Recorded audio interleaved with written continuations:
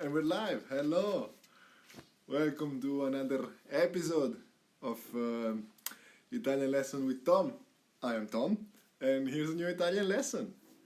Also, herzlich willkommen. Es ist noch eine andere italienisch Unterricht mit mir. Ich bin Tom. Benvenuti. Questa sarà una nuova lezione di italiano, una nuova mezz'oretta in cui insegnerò un po' l'italiano agli stranieri e un po' di inglese agli italiani. Io sono Tommaso e qui ho qualche foglietto, insomma, con qualche parola per cominciare. Hi everybody, I can see already people waving. Hi Fabienne, hi Verle, hi Arek, how are you? Oh wow, people are lining up. So let's start, right?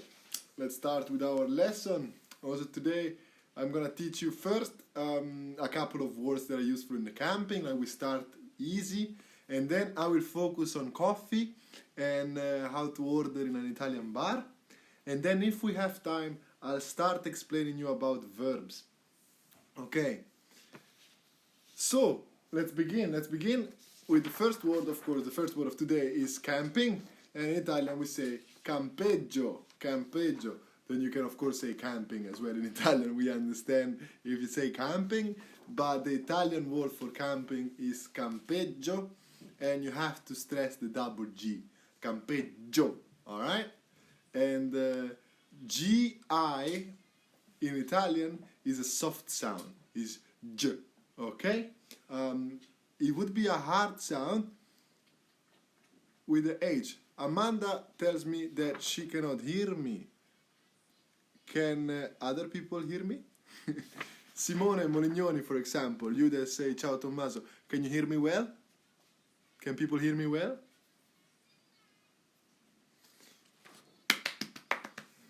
I will introduce you to somebody in the meantime. This is Sheva. Say hi. Say hello. She's my cane, my dog. And she doesn't speak Italian, so she cannot teach anything. Okay, Marcia says she can hear me, so I'll go on. Sheva, say bye-bye. Bye-bye. Alright, let's go on. Amanda, if you cannot hear me, try turning up the volume or wear headphones. I don't know how to fix that, but I'm speaking as loud as I can. Alright, next word. So, in your campeggio, you will probably come and you will rent a piazzola, alright? We'll get a piazzola, that is the Italian word for a pitch, the little square of land that you get inside the camping. And auf Deutsch, wie sagt man auf Deutsch Piazzola? Sagt man Stellplatz oder Tonhöhe? Ich weiß das nicht. My Google Translate was quite unclear about the translation in German for piazzola, but you can probably let me know in the comment how you say it, alright? So, Stellplatz oder Tonhöhe. Piazzola is pitch, and you get it in a camping. Right, in your piazzola, you put a tenda. Tenda is tent, or auf Deutsch Zelt, right? And that's the thing that you put in your piazzola and you sleep in, it's the tenda.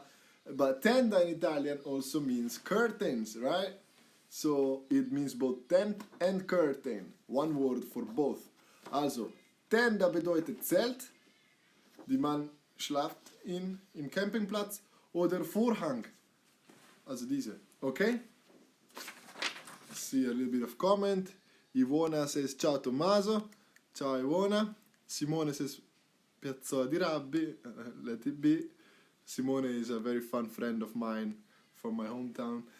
Eva, she says Stellplatz. Thank you very much, Eva. So piazzola auf Deutsch is Stellplatz. Also was ist Tonhöhe? What is this word, Eva? I don't know that. Sam Simpson, hi from England. Hi Rowie. So many people, hi. Let's go on quickly, right? If you're sleeping in a tenda, probably you don't have a bagno, a toilet, so you need to look for the bagno inside the camping, right? Toilet is bagno. Nya. Right.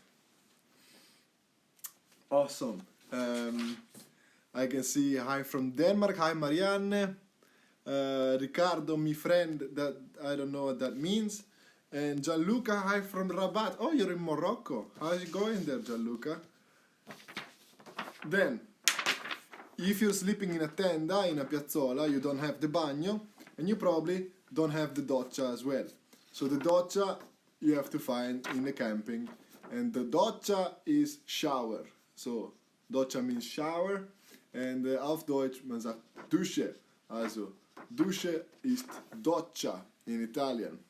Again, pay attention to the double C, so don't say doccia, say doccia with double C, and it's a soft sound because there is no H. So it's not docchia, it's doccia. If there was H, it would be docchia, alright? But there's no H, so doccia. Okay, la doccia si fa in bagno, yeah? Super simple. Right, then, Carmen Moran, my children still talk about Trolls show and say you were a great branch. Hi from Ireland. Hi, Carmen, say hi to your children and say thank you. I love that show. And then Denise says hi from Switzerland. Ciao da Svizzera. Hi, Denise. Alright, then, how do you get to the camping? You probably get to the camping with a macchina, right? Macchina is car. Also, dein Auto auf Italienisch is macchina, right? You can say auto, people will understand you, but Italian people say macchina, which sort of translates to machine. And you can see here that there is the H, right? So remember the word doccia? There is a soft sound, doccia. This is not macchina, it's macchina. It's a hard sound because there is the H, right? Macchina. Say the double C and a hard sound because of the H. Macchina is auto, car, right? You can say Auto. Also, man kann Auto sagen, auch in Italien. Wir werden verstehen, aber man sagt Macchina. Italienische Leute sagen Macchina. Alright. Where do you put your macchina? Your macchina you can put in your piazzola or in parcheggio, right? That's the parking lot, parking place. Parcheggio, right? So, hard C because of the H, parche, and double G, soft, because there is no H. Alright, parcheggio, right? That is parking in Italian. Okay, Eva, thank you very much for your translation. Tonhoe is used in a musical sense as in high pitch sound. Alright, so pitch, it makes so much sense. Thank you very much. German is a very, very clear language. Tonhoe is a high tone. That's quite clear, obvious. Marianne Isaacsen said, my 9 years old son miss Italy and your wonderful animation shows. We had our summer holidays at Savio camping for 12 years. Let's hope we can make it 13 then. Let's hope we can make it 13, Marianne. And Savio also can't wait to see you soon. Right, then Claudio Sanna, what will be the socially acceptable distance between tents after COVID-19? That I have to send you to the frequently asked question website that Savio has set up. You can find it on their website, so you can check it out. The distance between tents. I have no idea. I guess it's a couple of meters. But go to the frequently asked questions, the FAQ part of their website. You find a lot of information about how Camping Savio will deal with COVID-19 measures. Right. So if you are in the camping and you want to take a bath, you probably go to the swimming pool that in Italian we call piscina, right? Piscina, swimming pool, auf Deutsch, Schwimmbad. Piscina, make sure that you pronounce this well. SC is sh, alright? Piscina. That's the swimming pool. Okay, let's see if there are more questions. Right. Next question, next word we have is vacanza. That is holiday, is vacation. And auf Deutsch es ist Urlaub oder Ferien, Vacanza. So you probably go in vacanza in campeggio with your macchina, hopefully. Alright? Vacanza. Then we have, if you go and chill and you don't want to go to the piscina, you will probably go to the wonderful spiaggia, right? Spiaggia, beach, oder Strand auf Deutsch. That is a word that you probably know for sure. And make sure, of course, soft G with the double, right? Double G, spiaggia. Perfect. Then, this was it for the camping words. If you have, of course, any other question, then write it in the comments. Claudio and Gianluca, you have to ask your questions to the campsite. I'm sorry if I don't have your answers to your questions. Then, Mirmar Brachura, greetings from Poland. Hi, hello. Then, what to say if you enter a bar in Italy? Okay, if you go to a bar in Italy, you'll probably notice that in the menu you'll find lots of coffee, right? Italians go crazy about their caffè, and now I'll try to explain you different types of coffees that you can get in Italy, because many times it's confusing, and many times Italian bartenders and barmen don't really they will I mean, if you take a cappuccino after lunch or after dinner, for example, it sounds pretty weird for us, so I will try to explain you a little bit of our coffee culture. Okay, but before that, Amanda Pelan, what does allora mean? Alright, allora means so, and it's spelled with double L. So you spelled it right, but can you add an L? So allora with a double L, and that means so. So it's how we start the question. So if I want to start a question, I want to say like, so let's speak about caffè. I will say allora, parliamo di caffè. Alright, that's what allora means. Caffè, right? That's a very general word in Italian. I will explain you now exactly what a caffè means, alright? Because I've been living in the UK and in the Netherlands and in Sweden, and in every country where I go and I ask a caffè, they give me a huge glass, a huge cup of coffee and hot water, and in Italian, un caffè, we mean un espresso, alright? So that's what caffè means for us. Espresso is a coffee, and is served in a tiny cup, and is a shot of coffee in a tiny cup, right? So that's what a caffè is for every Italian, right? So if you order a caffè, you will get an espresso in Italy, right? There are other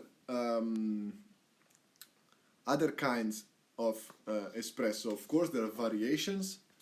Okay, if you want an espresso that's usually like this much, right? And you want it a little bit more strong and less liquid, then you order a ristretto.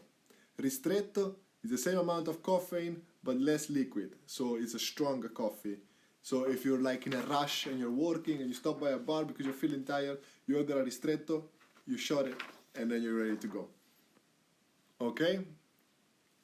And then we have, if you want more liquid in it, you have it lungo, so you have a little bit longer drink, okay? Lungo means long.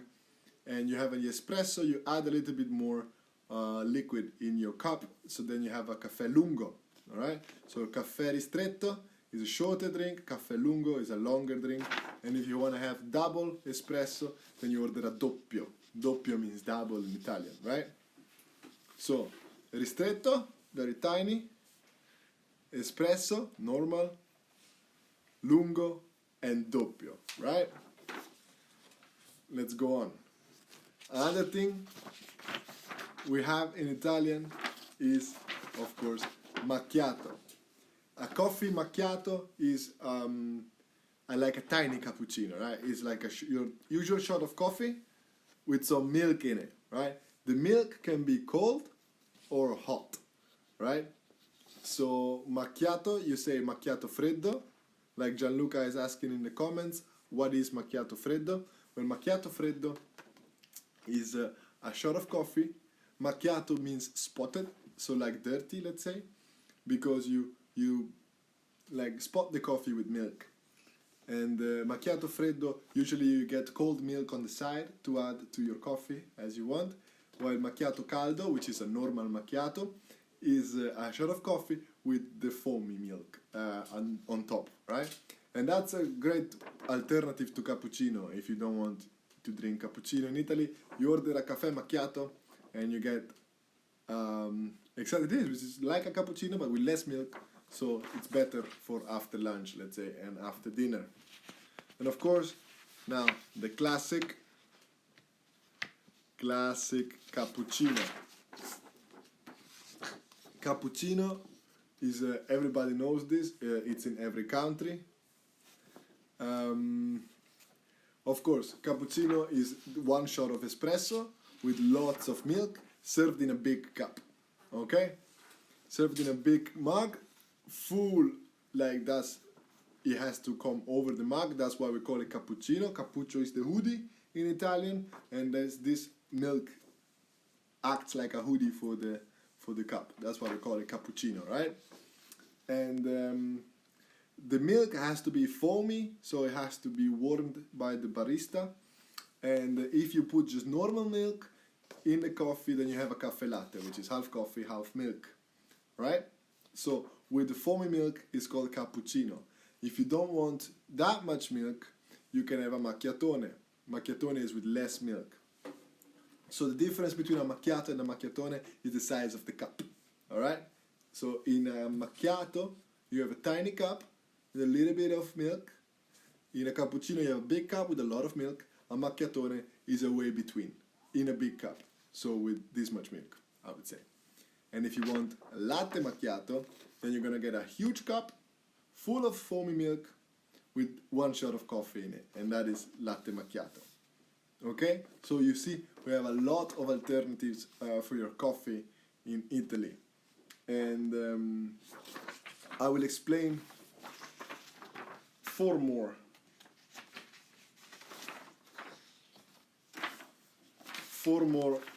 alternatives of coffee. We have caffè corretto, that means a corrected coffee, and what we correct the coffee usually with grappa, with some strong alcoholic beverage. It could be grappa, it could be Baileys, sometimes other drinks, but with strong liquor with your coffee is called caffè corretto. And many people have it in Italy. It's fun. Then we have Caffe Americano, which is the coffee like you have it all over Europe, more or less, which is a shot of coffee and a lot of warm water in it, in a big mug. All right, that's cafe. We call it Caffe Americano. So if you're used to the Dutch coffee, for example, and you come to Italy, you order a coffee, you get an espresso, you're not happy, you can ask for an Americano, and that you will get like a longer drink in a bigger mug with lots of warm water in it. And that is a Caffe Americano. Then we have Caffè Shakerato, which is great to enjoy by the beach, by the spiaggia, or at the pool, piscina.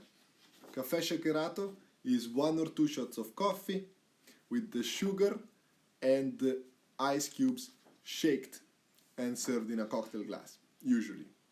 And that is a great treat. Please try the Caffè Shakerato because it's really, really good.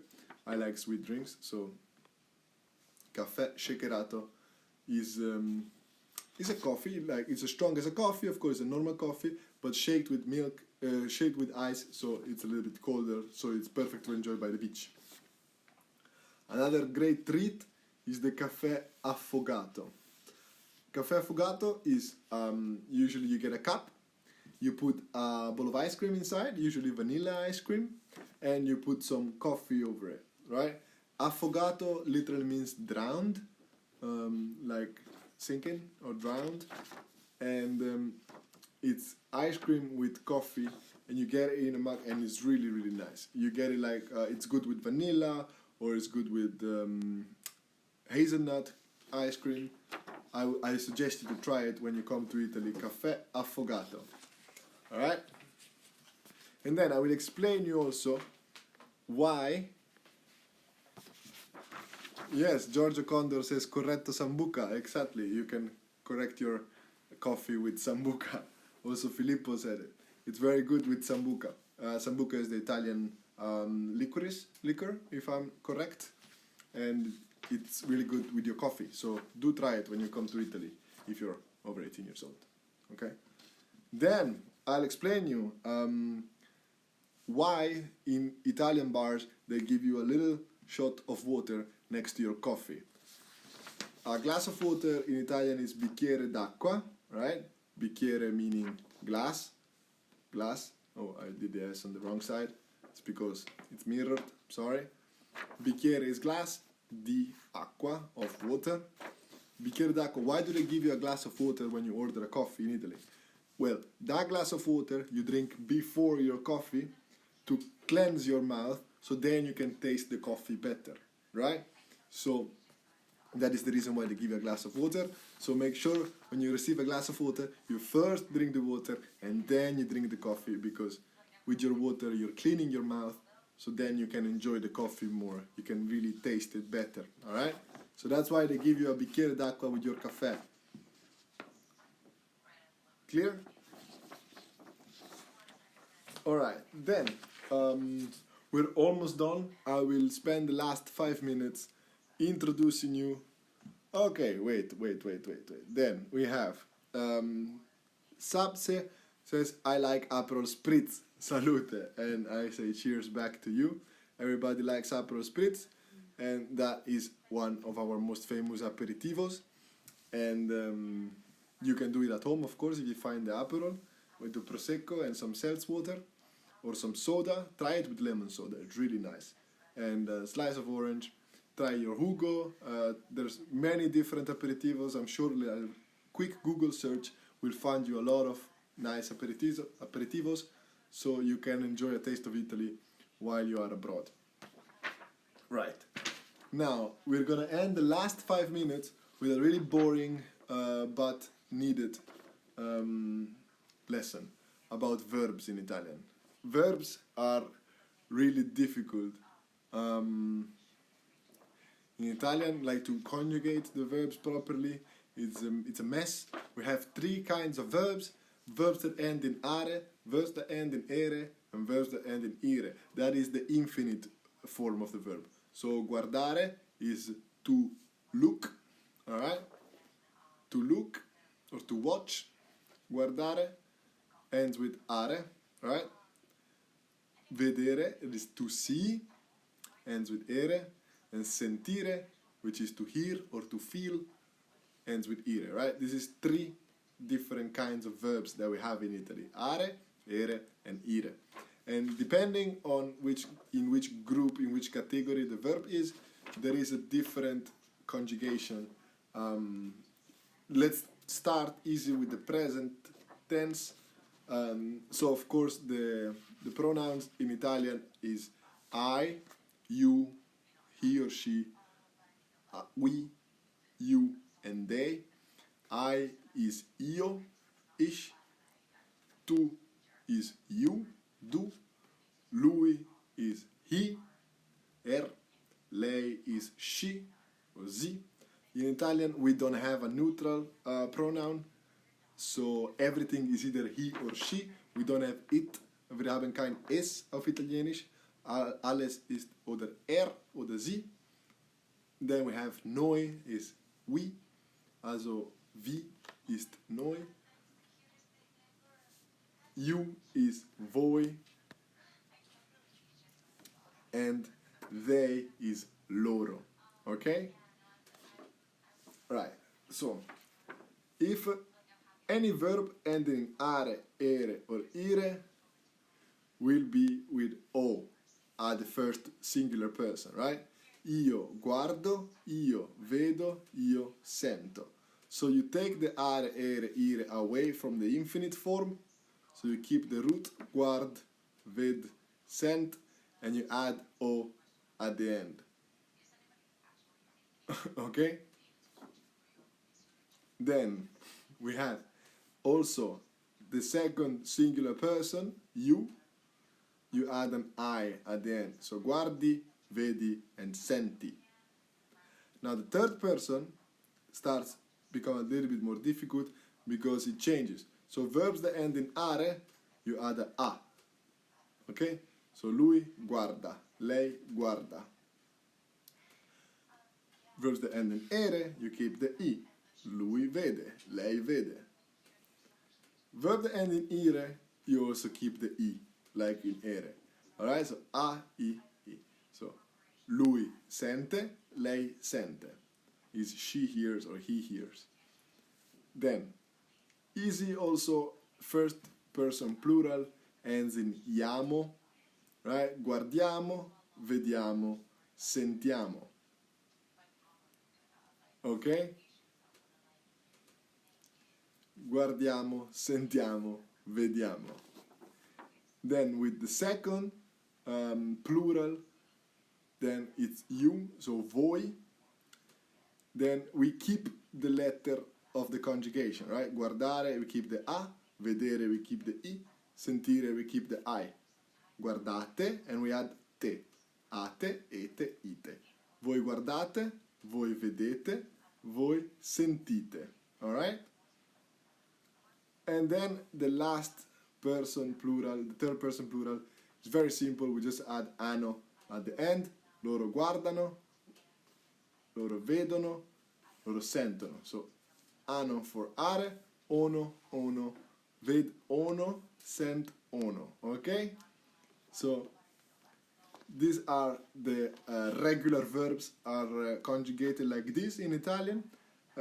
You can use it for almost all the verbs, but, it's always but, in Italian the most used verbs like to do or to go